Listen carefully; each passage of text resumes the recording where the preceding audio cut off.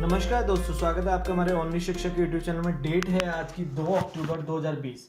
आज हमको द हिंदू के 3 आर्टिकल को यहाँ पे जो डिस्कस करना है। यहाँ पे जो फर्स्ट आर्टिकल दिया उसका नाम है the prime minister India almost forgot.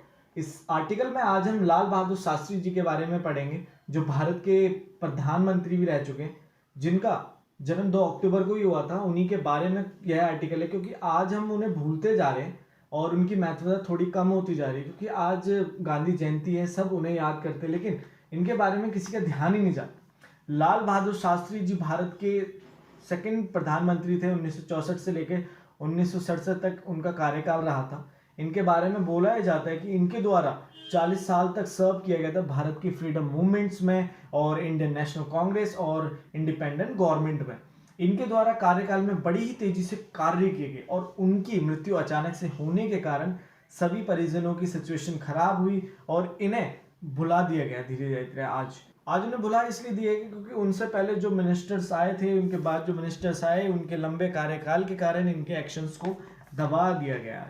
आज के पॉलिटिकल एरा में बहुत बड़ा चेंजेस आया है कॉलोनियल इंडिया में और पोस्ट कॉलोनियल इंडिया में, क्योंकि आज और पास्ट में जो भी इंसिडेंट होते हैं, सिर्फ एक साधन हुआ करता था पहले उसे बांचने का, सिर्फ प्रिंटिंग न्यूज़पेपर द्वारा। लेकिन आज टेक्नोलॉजी के कारण डिवाइसेस से हर एक इंसिडेंट सबसे पहले स्क्रीन पर प्रकाशित हो जाता है। लाल बहादुर शास्त्री द्वारा बहुत सारे इश्यूज को एड्रेस किया गया था पास्ट में, जैसे language movement, lack of food की समस्या, वॉर एंड पीस की, और इकोनॉमी में क्राइसिस आने जिन्हें एड्रेस किया गया था।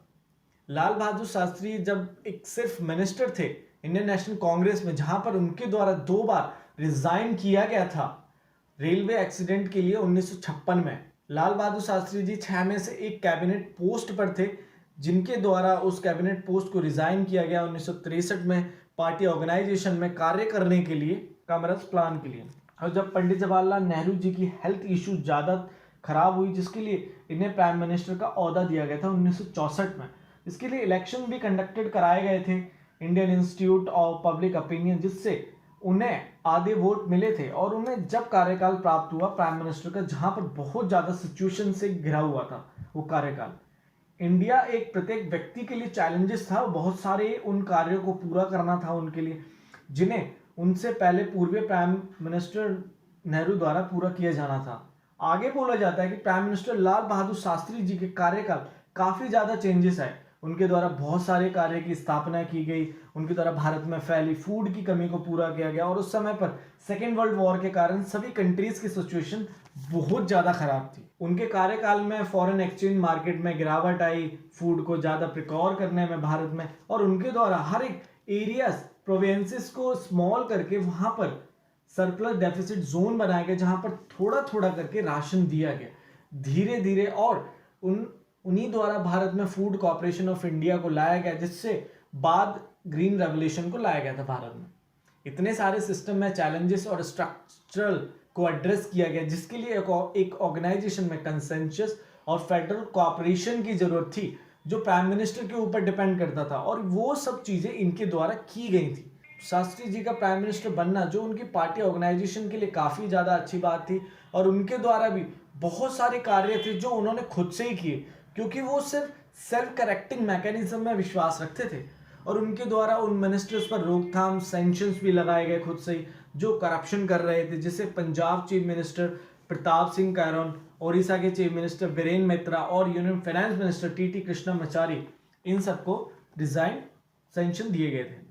इनके द्वारा एक अच्छे से मॉनिटरिंग हो लीडर्स की, इसके लिए इनके द्वारा party bureau of parliament research को बनाया गया था, जिससे हर एक लीडर पर नजर और अच्छे से कार्य हो। और जब किसी पार्टी में कोई डिसीजन होता है, डिस्कशन होता है लीडर्स द्वारा किसी मुद्दे पर, तो या तो ज्यादा से ज्यादा उस पर डिस्कशन होता है, या तो उस लीडर्स द्वारा जल्दी से डिसीजन ले लिया जाता है। लेकिन शास्त्री जी के कार्यकाल में ऐसा नहीं था। उस समय पर हर एक पर्सन की वैल्यू को माना जाता था, स्मॉल मैन से लेकर प्रत्येक पर्सन, जिसके द्वारा गैप्स को कम किया गया था पर्सन्स के बीच में, और जो काफी अच्छे प्राइम मिनिस्टर थे भारत के। इनके द्वारा जब ऑफिस को संभाला गया, जिस समय पर उनके पहले साल में भाषा को लेके वायलेंस किए जा रहा था, उस समय पे तमिलनाडु में, ओडिशा में बहुत ज्यादा वायलेंस था, चैलेंजेस थे यूथ के लिए। केरला में प्रेसिडेंट रूल को वापस लाने की बात की जा रही थी, और यूपी में एथनिक ग्रुप्स के बीच में वायलेंस की समस्या बढ़ रही थी, और पंजाबी सूबा की डिमांड की जा रही थी। इतनी ज्यादा चैलेंजेस से भरा हुआ था उनका कार्यकाल। इनका फर्स्ट ईयर टेन्योर जिसमें प्राइम मिनिस्टर के लिए बहुत ज़्यादा चैलेंजेस थे उस समय पर, इन सबको एड्रेस करने के लिए, और उस समय नेशनल मुद्दे ही नहीं बल्कि इंटरनेशनल लेवल पर भी प्रॉब्लम ज़्यादा थी।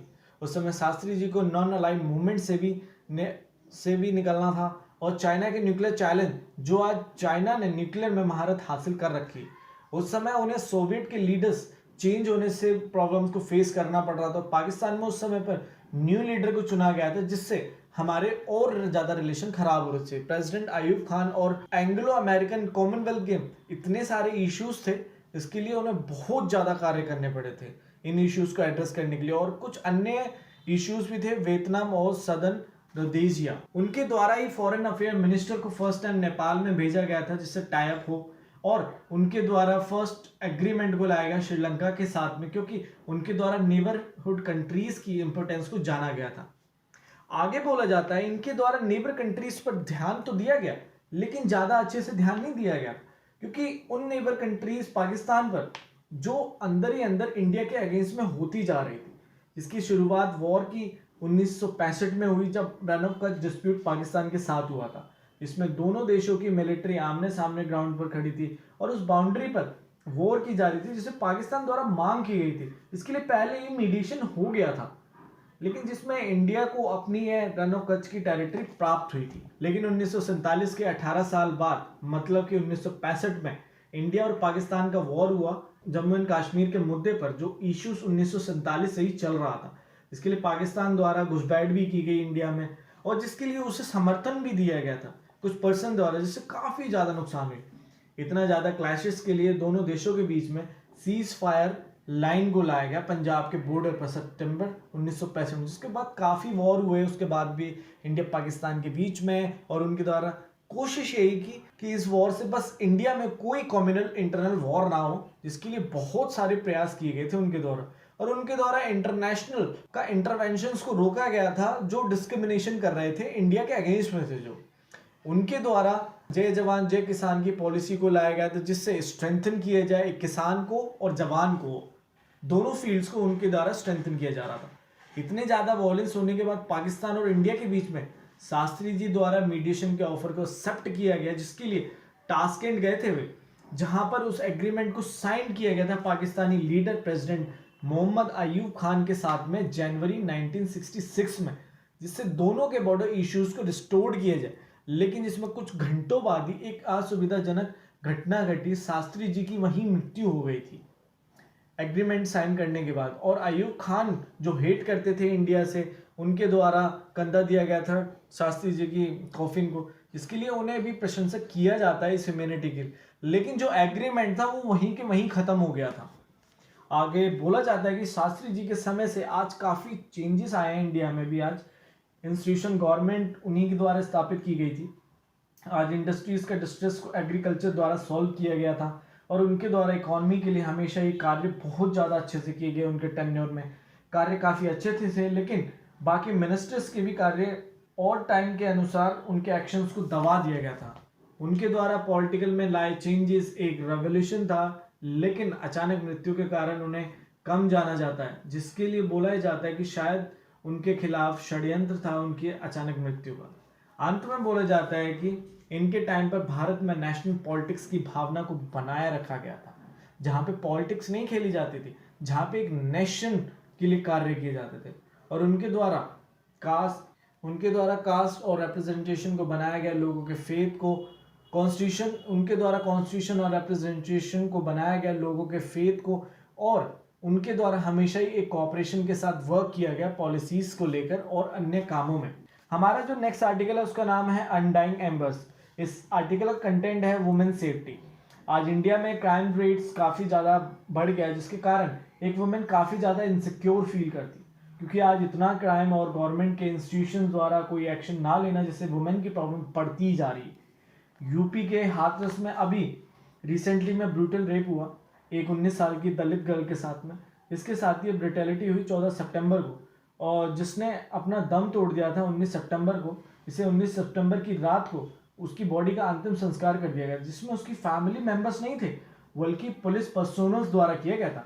ऐसा नहीं कि ये पहला असॉल्ट है, ऐसे भी पहले कई सारे असॉल्टेड किए गए लेकिन इन्हें छिपा दिया गया। और यूपी में यह दूसरा ब्रूटल था। इस 19 साल की गर्ल के साथ असॉल्ट करके उसकी जीभ काट दी गई और उसके स्पाइनल कॉर्ड को फ्रैक्चर्ड कर दिया गया, जिसके अगेंस्ट में अभी तक कोई भी एक्शन नहीं लिया गया उन कन्विक्टेड के लिए।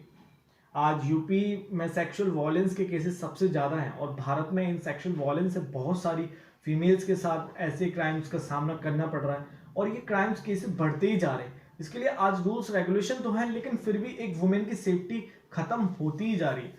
2012 में ऐसा ही एक ब्रूटल अटैक का केस आया था सामने निर्भया केस के थ्रू, जिसमें गवर्नमेंट द्वारा एक कमेटी को बनाया गया था जस्टिस JS वर्मा के आधार पर। उस कमेटी के रिकमेंडेशन से ही क्रिमिनल लॉ एक्ट को अमेंड किया गया था 2013 में, जिससे चेंजेस किए गए थे इंडियन पेनल कोड और अन्य लॉस में।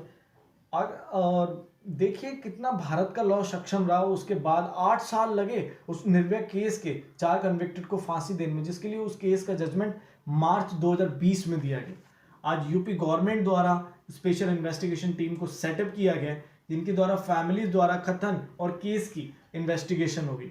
आज यूपी CM द्वारा उस फैमिली को 25 लाख का कंपनसेशन और सेफ्टी दी जाएगी। लेकिन आज CM द्वारा ही दी जाने वाली प्रोटेक्शन, जिसके लिए वे सिटीजन्स को देते हैं, जो एडमिनिस्ट्रेशन द्वारा दी जाती है, वह एडमिनिस्ट्रेशन आज टोटली अक्षम है इन स्मॉल ग्रुप्स को प्रोटेक्शन और जस्टिस दिलाने में।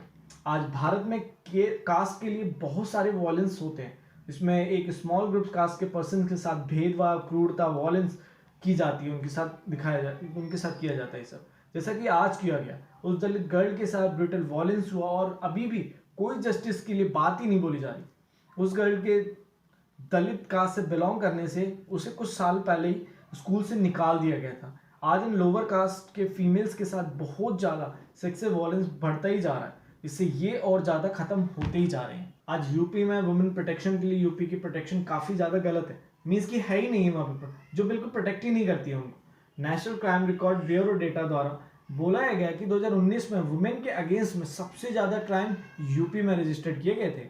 आज इन सब क्राइम्स को रोकने के लिए गवर्नमेंट को जल्द से जल्द इन्वेस्टिगेशन करनी चाहिए, जिससे कोर्ट में जल्द से जस्टिस दिया जा सके और गवर्नमेंट और स्टेट गवर्नमेंट द्वारा वुमेन सेफ्टी के लिए कुछ लॉस को स्ट्रेंथन करे, जिससे इन क्राइम्स को रोका जाए। हमारा जो नेक्स्ट आर्टिकल है उसका नाम है काउंसलिंग प्रोटेक्ट। इस आर्टिकल कंटेंट है human right organisation Amnesty organisation. इस आर्टिकल में बोला जा रहा है कि कुछ NGO ह्यूमन राइट ऑर्गेनाइजेशंस द्वारा हमेशा एक कंट्री में बहुत अच्छे से कार्य किए जाते हैं, जिससे उस कंट्री की डेमोक्रेसी को स्ट्रेंथन किया जाता है, वहाँ के स्मॉल पर्सन्स को इक्वल राइट दिए जाते हैं। इस ह्यूमन राइट ऑर्गेनाइजेशन द्वारा गवर्नमेंट की फंक्शनिंग पर देखभाल की जाती है, जिससे आउटकम्स अच्छे हों सिविल सोसाइटी में रहने वाले सिविलियंस, हर एक प्रत्येक पर्सन के लिए। इस सिविल सोसाइटी एक्टिज्म द्वारा मीन्स की ऑर्गेनाइजेशन द्वारा, जिनके द्वारा डेमोक्रेसी को बनाया जाता है, उस गवर्नमेंट की अकाउंटेबिलिटीज पर बोला जा रहा है कि एमनेस्टी इंटरनेशनल ऑर्गेनाइजेशन है, जो NGO है, मीन्स जिसे नोबेल पीस प्राइज दिया गया था 1977 में, जिसको आज अपने सभी ऑपरेशंस को बंद करना होगा इंडिया में। उनके द्वारा ही एक डिसीजन ये लिया गया, जो लोगों के हित के लिए काम करती है। आज इस ऑर्गेनाइजेशन का बैंक अकाउंट को बंद कर दिया गया और जिस पर स्टेट एजेंसीज द्वारा फोर्सफुली इन्वेस्टिगेशन की जा रही है, गलत इन्वेस्टिगेशन, जिसके लिए गवर्नमेंट द्वारा बोला गया कि किसी ऑर्गेनाइजेशन को इंटरफेरेंस करने की जरूरत नहीं है डोमेस्टिक पॉलिटिक्स और डोमेस्टिक डिसीजंस में, जो गवर्नमेंट द्वारा डिसीजंस लिए जाते हैं, क्योंकि गवर्नमेंट आज कोई इंटरफेरेंस नहीं चाहती है इनसे अपने डिसीजन पर। उन ऑर्गेनाइजेशन का इंटरफेरेंस बंद कर दिया गया जिन्हें फंडेड किया जाता है फॉरेन डोनेशन द्वारा, क्योंकि इस ऑर्गेनाइजेशन को अभी फंडेड किया जाता है फॉरेन डोनेशंस द्वारा, जिनके द्वारा गवर्नमेंट के, और ये वही ऑर्गेनाइजेशन है जिसके द्वारा गवर्नमेंट के आर्टिकल 370 हटाने पर ये ऑर्गेनाइजेशन अगेंस्ट में, जिसके लिए आज गवर्नमेंट द्वारा इस ऑर्गेनाइजेशन को बंद किया जा रहा है। इस ऑर्गेनाइजेशन के पास जितना भी फंड रिसोर्सेज है उसे कानून के दायरे में रहकर इकट्ठा किया गया, लेकिन उसके बावजूद गवर्नमेंट द्वारा इसे बंद किया जा रहा है। इस ऑर्गेनाइजेशन द्वारा ह्यूमन राइट्स के लिए कार्य किए गए, उन माइनॉरिटीज कास्ट के पर्सन्स के राइट के लिए, टॉर्चर को खत्म करने के लिए देश से, इनके द्वारा डेथ पेनल्टी को हटाया गया ग्लोबली में और रिफ्यूजीज को राइट दिए गए ग्लोबली में। इस ऑर्गेनाइजेशन द्वारा यह सब कार्य करने पर, जिसके कारण कई डेमोक्रेटिक कंट्रीज और कुछ अथॉरिटेरियन कंट्रीज द्वारा इनसे घृणा करती हैं, इन्हें बिल्कुल पसंद नहीं करती हैं।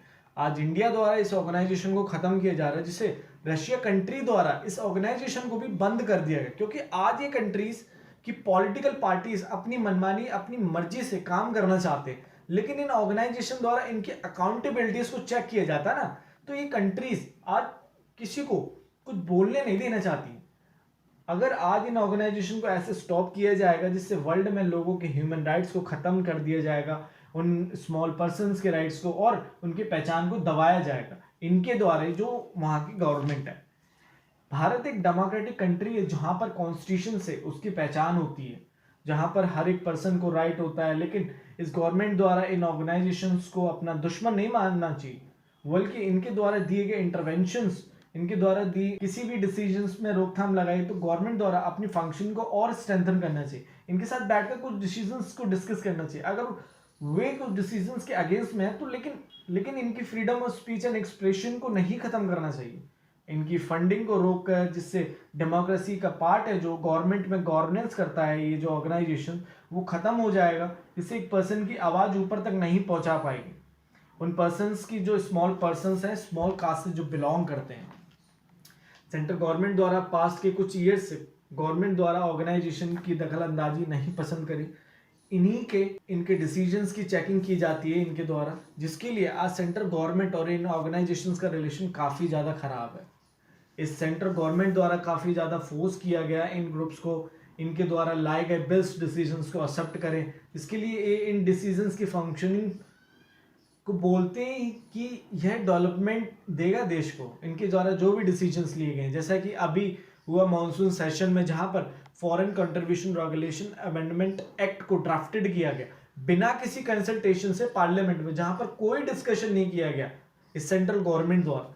इनसे आज इंडिया की नेशन की नींव खत्म हो रही है, जो इस नेशन को डेवलप करने के लिए डेमोक्रेटिक डिविडेंड और इंस्टीट्यूशन के प्रोसीजर द्वारा हर एक कार्य को किया जाता है, जिससे नेशन को स्ट्रेंथन मिलती है। लेकिन गवर्नमेंट द्वारा अपने आप से डिसीजन लेना, जिससे इंडिया अभी कभी डेवलप भी नहीं हो पाएगा, क्योंकि अगर सेंट्रल गवर्नमेंट द्वारा हर एक डिसीजंस लेगी अपने आप से, तो जो डेमोग्राफी पर यहाँ का जो स्ट्रक्चर जो एरिया है वो डिफरेंट है, वहाँ पे जो पीपल्स है वो अलग अलग रह रहे हैं, तो उन पर्सन को हो सकता है कि इस पॉलिसी से कहीं पे किसी को बेनिफिट हो, किसी को तो ना हो। लेकिन इन ऑर्गेनाइजेशन द्वारा अगर ये इंटरवेंशन करते हैं तो जिससे ग्लोबली में करते हैं, जिससे सभी को बेनिफिट हो। आज इंडिया के पर्सन्स को अच्छे से benefit governmental policies, business sectors और इकोनॉमीज द्वारा दिए जा रहे हैं। ये इतने ही जरूरी है जितना इन ऑर्गेनाइजेशन का होना है, जिससे एक पर्सन्स की डेवलपमेंट अच्छे से की जा सके ग्राउंडेड लेवल पर, क्योंकि इन ऑर्गेनाइजेशन द्वारा अच्छे से एक प्रत्येक पर्सन की आवाज को अच्छे से सुना जाता है ग्राउंडेड लेवल पर। आज कंट्रीज द्वारा इन ऑर्गेनाइजेशन को एक वैल्यू देनी चाहिए, क्योंकि जिनके द्वारा राइट टू इंफॉर्मेशन एक्ट में अकाउंटेबिलिटीज लाई गई थी, इन्हीं द्वारा वेलफेयर के लिए नरेगा को लाया गया था, प्राइवेसी राइट्स को ठीक किया गया, gender equality, right to sexual minorities, environmental right, ऐसे सभी राइट्स पर इन ऑर्गेनाइजेशन द्वारा आवाज उठाई गई थी।